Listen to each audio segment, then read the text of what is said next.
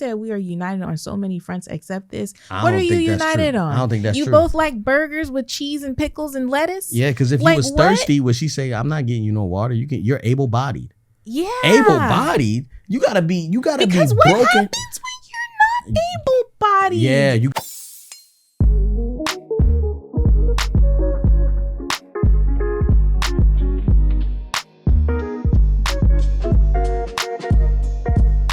Hello, my name is Mrs. Melanin, And I'm Belief Mel. and we're here with episode 267 of How married are you? Okay, my name Belief. This is Yvette. We married 15 years. Live in California. We got four kids. relationships. Scary. It's very necessary. We share our love of struggles. We ask How married are you? Every Tuesday and Thursday, shoddy. If you're listening, you're in a wedding party. It's okay if you want to put your hands up. You got the questions. We got the answers. It's chocolate baby story time. Chocolate baby story time. It's chocolate baby story time. 1, 2, 3, and It's chocolate baby story time. all right. So I want to talk about Uriah Okay. knowing himself. Okay. My man, we were playing this game the other night where we were like watching Is It Cake? And then trying to guess if it was cake or not. And we got to like see Raya in real time discover that sometimes he don't be knowing what he's talking about. Even when he swears he knows what he's talking about. So it was so obvious to us that it was cake or it wasn't cake. And he was like, no, it is cake. It's cake. It's cake. And he was wrong. And I just was like, I feel like for the first time, he was like, what? I was like, Raya, are you intentionally like choosing things different from the rest of us? Because there were some times where it was really obvious. So everyone, including Uriah, was like, that is a cake. Yeah, number 3. And Raya number was 3. like, you know what? Everyone's choosing 3. I'm going to choose 5. Yeah, like he's a contrarian. Yeah. And the problem is with Raya is that he does like, so Raya's been playing hockey. Okay. And I've been having to tell Uriah the hard truth. Bro, you are not moving your feet. You are not skating fast as you can. You have to skate faster. And because he'll coast when everyone else is like skating. And then sometimes he's just watching the game. You know what I mean? He's not like pumping his legs and trying to get to the puck. And so I've had to tell him that a few times. And like, it's just interesting, like trying to get him to turn his mind on. And I feel like now he can probably hear us a little better. Yeah. Especially because Theo made the travel team. That's a congratulations to Theo. He made the travel team and Ryan didn't make the travel team. And so the coach was like, hey, but you can still practice with us. And Uriah has already gotten better just within like the first practice or 2. And I was just like, yeah, man, this is going to be really good for him. But Can we talk about that really quick? Because, or did we already talk about this? I'm sorry. No, but I feel like there was a moment for me as a mom because, guys, we know our kids, right? Like we all have this certain level of awareness of who our children are. And so Theo knew he wanted to try out for the travel team and Raya was like, I want to try out too. And so initially I had only registered Theo to try out. You got to pay $20 just to try out. Anywho, they must want to know if you're serious. So when Raya said that he wanted to try out, I was like, Glen, are we going to let him try out? Like, what are we going to do? We know he's not going to make the team. Like, da, da, da, da. And Glen was like, I'm not going to be the one to tell him no. Like, he's not going to be on the team. And I was like, really? And then I was hoping it would die down and Raya would forget but that's because about I'm not because I was trying to punk out. I just was like, yeah, a coach needs to tell him. Yes. And so Glen was like, so then I was hoping it would like fizzle out and like maybe I missed a deadline or whatever. And Raya was like, Mom, did you sign me up? And I was like, dang it. So I had to sign him up. And Glen happened to be, were you out of town? I don't know what happened, but he couldn't take the kids to, oh, you did. You were in the Bay Oakland, Area. yeah. And so I took these kids to the tryouts, y'all. And I just knew Raya wasn't going to make it. I had faith that Theo would, but even just watching both boys against these other kids play, I was like, Theo oh, almost didn't make it, shoot. it seemed like. I was like, My kids are like, they look good on the regular hockey league, but on this league, oh my gosh, they are out of their whatever. And so anywho, I was watching everything go down, and I think it was more for me than for Uriah, because following Glen's wisdom was very like, it was good for me. Because as a mom, I want to protect them from disappointment and like shield them from things, especially if I already know this is going to happen, if I have control over it in some ways. And so allowing Uriah to experience that, like as soon as the boys came out of the rink and I went up to him, I was like, how was that? And Uriah was like, I did not make that team. He was like, that was hard. And even Theo was like, that was so hard, you know? And it's interesting because I'm like, that was a powerful lesson and opportunity for Uriah to have, for both boys to have, but especially for Uriah, because I feel like Uriah has this mentality, anything Theo can do, I can do better. Yes. Type thing. And like, it's kind of getting annoying, this whole competition that the boys have going on, but maybe there's something healthy about it. I don't know. We'll find out in like 10 years when they're like, I'm in therapy and da da da da. But I feel like it was a lesson that I learned too. Like, I can let these kids learn the hard way.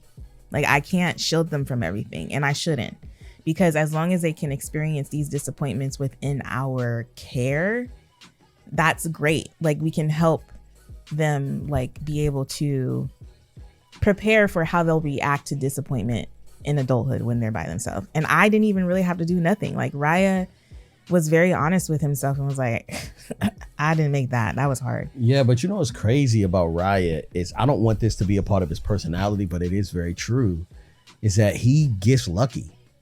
Like everyone else is fighting for the puck. Uriah would just be skating and all of a sudden it's in front of him and he just takes the shot, falls over, spins up in the air, and then it goes in. And he's like, yes, I'm the greatest. And I'm like, bro, you know how much like that would have never happened, right? The chances of that happening are almost impossible. And you made it an actual thing. So like, it's something special about that boy, man. You know what's funny? Oh, I'm sorry. Go ahead. Yeah, that's it. It's what's funny about that, and maybe we'll just spend a little time here for the first part of the episode. You can turn that off. Is that last night we were all eating dinner, and okay, so I had another conversation with the kids, right? They were talking about how great they were at hockey or whatever, and I was like, or they're talking about their hopes and dreams and all the things, and I kind of went in on them because I'm like, you guys need to put your actions where your mouth is, because they're like, I want to go to the NHL and I'm like, well, with your extra time, don't you think you should be working on those skills? Because I don't be seeing y'all spend any extra time playing hockey like they used to, but not all the time. You know what I mean? Like, I'm like, if you really want to be the pro athlete that you say you want to be, you're going to have to put in some work here. Yes. And we had just watched LeBron James and on Kai Cenat's live stream. Yeah. And I was like, did you hear what he said? Because Kai had asked LeBron, he was like, hey, what time is practice or whatever? And he's like, oh, it's at 12, but I'm there at like 8 or something. And I'm like, guys, he was there 4 hours before practice to prepare for practice and then practice with the team. What kind of work are y'all putting in? And then I shouted out some of their friends who I know are always playing hockey outside of hockey practice.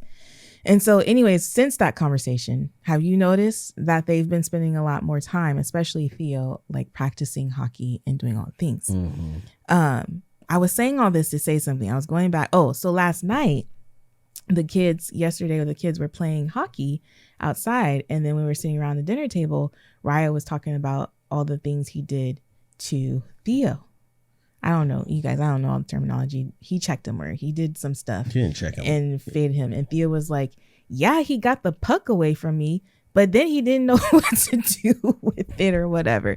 And Theo goes, it's not how you start, it's how you finish. Yeah. We were like, okay, preacher man. Yeah, that was a good word. It was a really good word. And so I just think that Glen is totally right. Like, Ryan do be getting lucky sometimes, but it's skill that's going to take him further than luck can ever take him. Yeah. And so that's a lesson that he's having to learn, and he's learning it under our covering. And I think that's such a huge blessing for him. Mm-hmm. And it's something that we probably need to communicate to him more often. Like, this is what's happening. Yeah. This is turning into a very parenting episode. But can we talk about Uzi?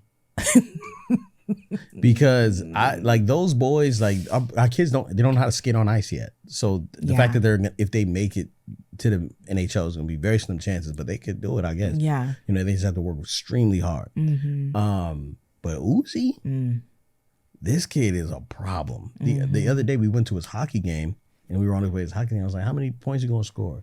He's like, I'm going to get 2 hat tricks. And he had only scored 1 shot before the game, 1 goal per the game. whole game. Oh yeah, per game. He scored once, right? And they were very lucky. I was like, I don't know. He's like kind of running into the goal, but I don't know what happened between last week and this week. Uriah was helping him. Uriah was coaching him in the backyard. Oh, okay. And so Uzi scored 6 points and he got an assist. It was like he was backhanding, all types of stuff. He was celebrating. We got to show you guys a video of this. It is adorable. But also, like, he can like puck handle and stick handle a little bit too. Yeah. And he probably has the best balance on his team. Yeah. No, Asher. There's another kid. Asher's pretty sweet. Yeah. So him and Asher are probably top tier, but like those other kids literally stand up and fall. Yeah. But some of the other teams, like the week before last, those kids were body checking these kids. Yeah. I'm like, this is 6U. We don't do that here. Yeah, it's pretty crazy. But yeah, Uzi he's good. We probably should put him we should just put them all in ice hockey lessons. Ice skating lessons. Yeah, speaking of supporting us so we can afford ice skating lessons, Patreon. Guys, we want to bring this thing back every week. Yeah. 2 times a week. So think about, you hear us 1 time a week and you listen to the podcast, but what if you had 2 times per week? You can join us on the How Married Are You podcast. We want to bring back our Thursday episodes. Okay, we've been trying to get consistent posting on Patreon, and we actually go live and we put a couple extra episodes up. There is extended episodes, like this episode is going to have an extended episode, and we're also going to be putting more things up there, like group mentorship is opening back up. We don't know when yet, but we have a waiting list that we want to give you guys. So make sure you check out the link in the description, and also check out the website, okay? howmarriedareyoupodcast.com, where you can see more about us, learn more about our little family, and also check out our e-course, Premarital Advantage. Super important. If you're in a relationship and you're thinking, like, this one could be the one, there's a coaching that you should go through. There is a system you should go through before you make that decision. Remember, this is the most important decision you're ever going to make, who you choose to marry. Okay, besides following Jesus, this is the top decision here. Okay, when you make that decision, you want to make sure you're making that decision the right way. And so we step in as a mentor couple so that we can help you process some of those questions and conversations. We do have a workbook with this e-course, the Premarital Advantage, like premarital counseling, but it's not counseling because we're not licensed counselors. We're just mentors. And we believe that everybody needs a mentor. You have a manager at your job, you have a coach at your gym, you have somebody mentoring you in other areas of your life. You need a mentor in your relationships. Please don't miss out on that. All right. Okay. Now we're going to hop into the actual episode where we have an email. Right, love? Yes, we do. Oh, next week is the official release date of Father Yourself First, my first book. Okay. This book is really important. I am so proud of myself. I didn't realize how much I needed to grow up until I became a father, and that process started raising me. I started to learn so much about my character, the fact that I was only a patient father. I wasn't a patient husband. I was actually pretty patient husband. I wasn't a patient son, brother, whatever, right? I need to let those attributes in fatherhood spread out and change who I am and allow me to grow up. And fatherhood is going to do that to you, but only if you're in the deep work. Okay. So here are 6 principles that I walk in, becoming a father, my expectations as a father, my legacy moves, being engaging as a father, pursuing adventure, and also pursuing family. These are the 6 areas where I'm talking about in this book. These stories are amazing. I'm really proud of this book. Do not sleep. Trust me. All right. The book comes out November 4th, but you can also pre-order it. You know what I mean? You should pre-order it. You should pre-order it so that it comes to your house on November 4th. Yes. So by the next episode, while you are watching How Married Are You? How Married Are You? You have the book in your hand. Yeah. You know? Absolutely. And pay attention if you're not following Glen on Instagram or wherever else. Pay attention to his feed because he is. Oh yeah, I'm on a book tour. He's going to be traveling at the beginning of November. Yeah, signing the books. So make sure y'all pull up in some of these areas. Yeah. I think I'm hitting the East Coast, I'm in the South. But yeah, and then we have more exciting news coming for you soon. Yes. So please do not sleep. Really exciting news. All right. So you have a bunch of ways to support us. Now let's see if we can support you guys in with these emails. What we got, baby? All right. Wife allowance. Huh? It was written twice. The woman I want to marry keeps talking about it. Dun, dun, dun. My parents have been married for over 30 years, saved together, put money in an account together, bought houses together. They both had jobs and loved their jobs and had good, high-paying jobs. Leave this out because my sister watches and she will know it's me. My mom would give my dad gifts and do nice things for him. My dad would do the same for her. If we went out as a family, my dad would pay. But that money was technically the family's money, not his money per se. My parents didn't believe in a financial structure of wife's money is wife's money, the husband's money is everyone's money. But my girlfriend does and also expects me to give her a wife allowance once we are married. Even when she works during our life together, she wants to take her money and save it for herself. In my mind, that's putting in place an escape route. But if that's the case... Oh my God. But Jesus. Oh God. Go ahead. Sorry. But if that's the case, she's not letting me have an escape route, as in her mind, I would need to pay for everything, spend all my money on her while she gets to save. I asked her if she would spend any of that money on our relationship, and she said no. But she wouldn't mind spending on the kids. In her words, she doesn't think a woman should spend money on an able-bodied man. Oh, Lord. Stop it now. Jesus. It sounds like your Trini side's coming out a little bit. Please leave her. Please get out of there. I'm so sorry. You haven't even made it through the whole I don't email. care. You didn't even hit the thing this time. I'm not mad at her wanting to have money to herself. I've suggested that once we are married, we should have a shared account we both pay into and use that to save and pay for essentials. Whatever we have left is ours to do as we please. Same response. Going back to the escape route point, I believe that marriage is a covenant. I believe marriage is forever. I don't want to have an escape route. I love this woman. I know she has the trauma of her parents' divorce that she needs to address. The one issue we have that scares me is our financial differences. She is so adamant to not pay for anything that I once asked her, would you rather we put our money together and we buy a house in 2 years, or it takes 4 years for me to buy it by myself? She said she'd rather I buy it myself because she can't spend her money on an able-bodied man. Wow.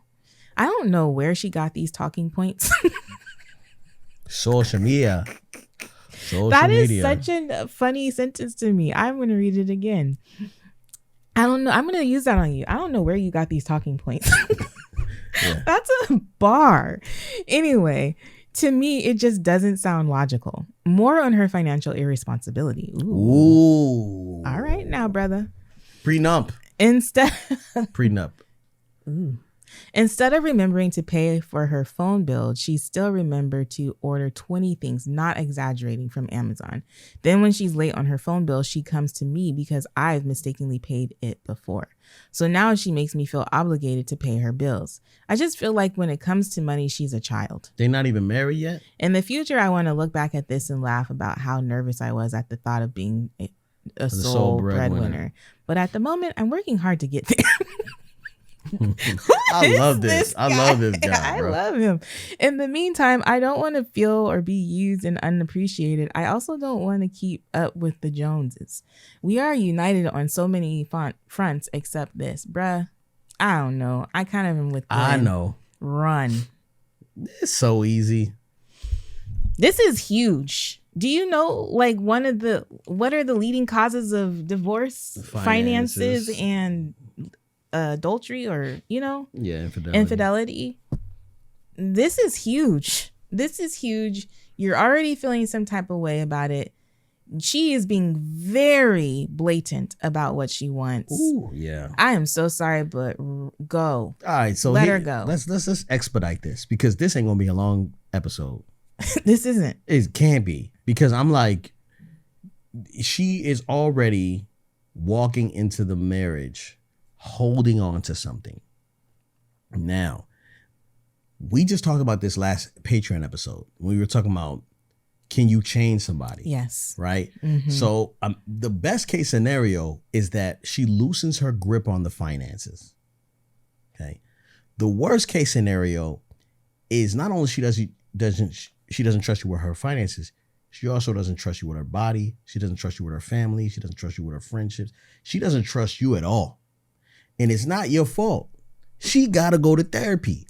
She got some unhealed trauma that is now all up in your mix. And that's what you're going to commit the rest of your life to? Did we? Oh, we talked about it in Patreon. Man, y'all really got to get on Patreon. Yeah. Because this whole idea of an escape route is real, y'all. Like, for so many women. I've been in conversations with women that are like, yeah, I got some set aside. This boy ain't going to catch me slipping. Yes. Type thing. And I almost fell for the lie and... That was almost there. She was right there. I was like, wait a minute now. Right on the cusp. I'm like, where did you get these talking points? I could probably use that on you more than you can use it on me. Where are you getting this from? What are you talking about? Because the truth is, it was like, hey, like, I haven't done anything to prove to you that I'm going to leave you. Like, that's not my character. And I don't want to take anything away from you anyway. Yeah. So you kind of hear it. In marriage, it happened. So I was already locked in. Yeah. So if you're hearing this before marriage, my strong opinion is that you should probably not marry this person. I think the part about, because let me talk to you about it. And hopefully this old friend isn't watching these episodes, but I had an old friend who, her parents got divorced. And I remember during that divorce, her mom not really knowing how to pay bills and do a bunch of different things. And it was very stressful. And that was a moment, I still have that moment in my mind, and I'm 38 years old. That was like decades ago. But I'm like, I will never be that woman. And it has definitely informed how I show up here. From the very beginning, I'm like, okay, we're paying these bills and I'm aware of where the bills are. I probably know all the passcodes more than Glen does to all the different accounts and whatnot. But I was like, I am not letting that happen to me. If my husband decides to leave me or whatever the case may be, I'm going to know how to take care of myself. And so that is a real thing for women, because so many women are left stranded. And we go into marriage and we want to believe this will never happen to us. I'm going to be with this person forever. They love me. They're going to take care of me. But just like in the last episode, homegirl thought she had a fairy tale, and then homeboy is over here playing around with these other women. Mm-hmm. You know what I'm saying? So you just never, oh God. I feel like sometimes when we share things like this, people are like, why would I get married? And I'm saying there's a really beautiful thing about getting married, but I feel like reasons like this, like people have these types of feelings and these types of situations, and they're like, oh no, we can get past this, and then they get married. And so I feel like prior to getting married, when you have such glaring red flags like this, you cannot ignore them. This is huge. Yeah. This is huge. And you've already communicated that there's a level of irresponsibility as well as unhealthy trauma that has not been healed. What are you doing? Are you cutting me off? No, I was trying to I'm sorry. I had an ADD moment. But listen. What? No, I was trying to think of it. I'm like, what does marriage material sound like? Not like this. Not like this. Not at all. This is not someone you marry. This is, I'm trying to tell you, because what she and some of y'all are going to be like, they can make it work. I've seen worse. Cool. I'm just letting you know from what you're saying about this person, she's already telling you what she's not going to do. Yeah. And she's not being receptive to other ideas. She's not even giving you the decency of lying to you. Yeah. And making you believe something that ain't true. She's like, look, I ain't even going to try. I am not paying for anything, and you will pay for everything, and I don't have to be responsible because I get to do what I want, right? And so what that can lead to is a very bitter husband. You know what I'm saying? Like, you might be bitter. You might be very angry, irritated, and hoping that this person is going to change. Just like in the last episode, you can't change them, right? So I want you to understand something too, really important. Her father, Mr. Mark, he did something that she feels that every man she ever meets will have to deal with that because he didn't do the work. And she received that message loud and clear, and she decided that's how she's going to. That's who she's going to become. Is someone that can never happen to, not how she's going to be. This is not even a behavior. It's not behavior. This is who her identity is. So when we think about that, I want to challenge you into thinking, what type of conversations do you want to have on a daily basis with this person? Because these are the conversations that you're going to be able to. This is what you're like. Life's going to look like. This is what it's going to be. That's not the type of person that is going to say, yeah, we should get our kids into ice skating, and it be solely on me. Like, no, this is a group project. Our marriage is a group project. Our family is a group project. Everybody in this whole working. Everybody. We all working. You being nice, that's work. You're cleaning up after yourself, that's work. We're making money, that's work. We're trying to add value to society, that's work. Like, we are trying to do good work. Legally, that's going to help everybody out in the family. I feel like we keep coming back to that episode with Tico where she's like, we're married to do what? Because it doesn't sound like this woman is trying to marry you to be like a team working toward a goal. You asked her, hey, do you want to buy a house in 2 years or in 4 years? We could do this 2 years together or 4 years by myself. And just think about what you're signing yourself up for. You know what I mean? Like, she has no desire to relieve you of any kind of stress or angst or anything. You are going to be wrung dry in this relationship. And I don't care. You said we are united on so many fronts except this. What are you united on? I don't think that's true. You both like burgers with cheese and pickles and lettuce? Yeah, because if you was thirsty, would she say, I'm not getting you no water? You're able-bodied. Yeah. Able-bodied? You gotta be broken. Because what happens when you're not able-bodied? Yeah, you gotta be broken. And sickness and health. You gotta be broken and sick for her to help you? What? And then that's like, what if she leaves you? Oh my gosh. Bro, get out of there, man. Sent us please don't marry this person. I don't care. Please don't marry this person. And I don't even care. I'm telling you, and I've said this before to men, and they just been like, nah, I'm good. You're not. Mm-hmm. You're not as great as you think you are. You're not going to be able to help this person out unless she goes to do the deep work. I will make it a requirement. Like, this is why you need premarital counseling. This is exactly why you need premarital counseling. Take the premarital advantage. You got to pay for it because she ain't going to pay for it. You buy the premarital advantage, take the course, and just start having the conversations. If it gets to the point where you're realizing you don't like none of the answers to the conversation, then don't marry this person. This is not a good idea. Yeah. This is a bad idea. It really feels bad. And if you do end up marrying this person, we'll be looking for your email in about a year. Yeah. Yeah. I mean, maybe you're gonna be over us after you watch this episode, but man, I hope you see us as a big brother, big sister, or uncle and auntie. If I really am an auntie, you need to listen to me right now. Yeah, sit you down at the table and tell you this is not a good idea. Horrible idea. Yeah, you are signing yourself up for just suffering, not even in silence, just suffering. You got to think about how hard you want to work. And it's interesting because we did have this conversation on Patreon, wasn't it? About, what was it about? I don't know. we were talking about working, silence, suffering. What was just happening? I don't know. My brain farted. All right, we're done. All right, I'm sorry. Do you want to talk about in the Patreon episode with this, the things that made you want to start holding your money away from me?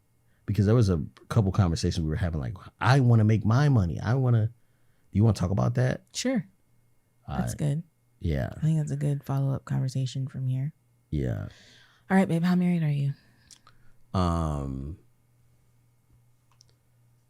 You switched over to loads, and I folded laundry yesterday while you were out getting groceries. Folded the laundry. Thank you, babe. And I know I folded them shirts bad. The shirts that are like, that hold your breast and they're also tank tops. The built-in bra. I hate called a those built-in things. bra. I hate those things because I don't know which way they go. And I just think that,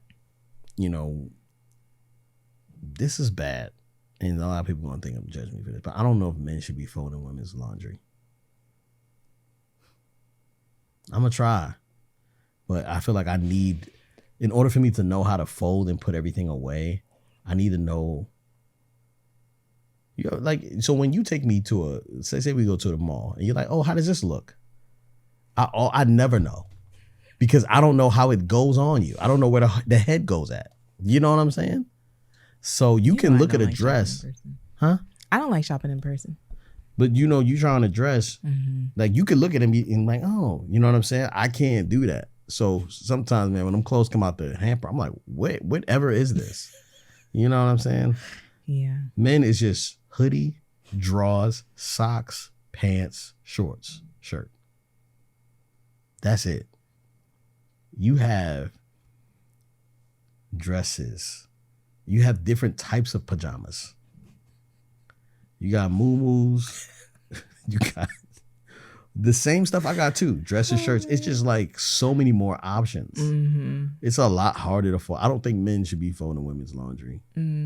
Maybe not for the first, or be expected to, not for the first 15 years. So now I need to be doing it. I do need to be doing it now. I need to get better at it. Let me know, men out there. Y'all folding y'all ladies' laundry? Or we could just hire a laundry service because you're the sole breadwinner. Who's paying for that? See? It's not funny. I am so sorry. That was crazy. That was a crazy that was so interesting. Nah. I literally want to talk to him in person. Oh, man. No, it's like watching a train wreck in slow motion. Yeah. And everybody knows it's gonna go bad. How married are you, babe? I'm still married. The other day we were getting ready to leave for hockey. And you know how the keys in the car like are attached to our profiles or whatever? And I looked over. And it was like, I looked over and the seat was like so close to the steering wheel, and I was like, dang. So that's your setting. I unbuckled. It was my setting because I got in the car before you and I had my keys in my purse. And so I unbuckled myself and leaned over to press your number so that it would go to your seat before you got in the car. That is so sweet. And I realized something was different, but I didn't know you did that. Oh my gosh. That was so sweet. I didn't realize I was so close to steering. Oh my gosh. Whenever I get in any of your seats, I'm like, oh my gosh. Chest, it feels like a chest compression. Anaya was saying she was in the car with Janae, and I guess Janae was sitting some kind of way, and Anaya was like, interesting. Or she made a comment about how she was sitting, and what's that girl's name? Anaya said, my mom is da-da-da-da, and then Janae was like, your mom has really good posture. And I was like, no, I just can't see over a steering wheel.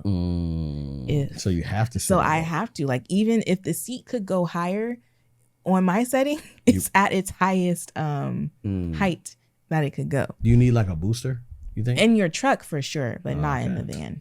Okay. I'm fine in the van, but in your truck I could use a little like cushion. Something. Anyway, and that's just how married we are.